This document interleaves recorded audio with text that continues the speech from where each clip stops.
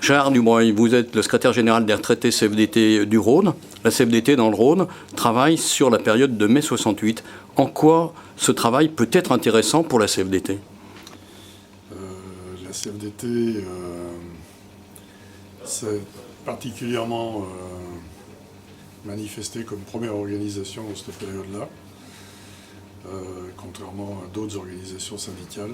Elle a été vraiment en phase avec ce mouvement d'importance, au même niveau peut-être que le mouvement de juin 36, enfin, d'une autre manière. Donc dans ces conditions, il est tout à fait intéressant de voir en quoi la CFDT s'est particulièrement développée à ce moment-là. Ce qui était notable dans la CFDT en mai 68, c'était quoi? Ce qu'elle apportait?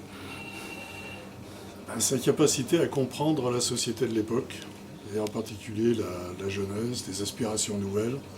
Et on l'a vu dans les années 70, la manière dont il s'est intéressé aux conditions de travail, aux vrais questionnements de l'époque. Je crois que, voilà. Les luttes des immigrés, les femmes?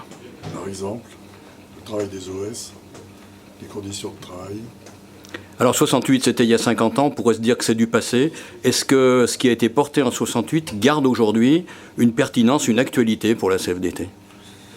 Ça reste quelque chose, je crois, ça fait partie de l'histoire de la CFDT.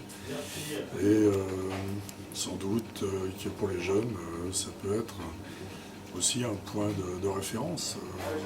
Quand on voit des boîtes qui se lancent avec des scopes où les salariés veulent que leur entreprise survive même après une fermeture, est-ce qu'on peut y trouver des liens? Ben voilà, c'est l'autogestion.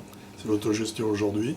Ça reste vraiment d'actualité et c'est un concept qui est né, on va dire, dans cette période-là pour la CFDT, quoi.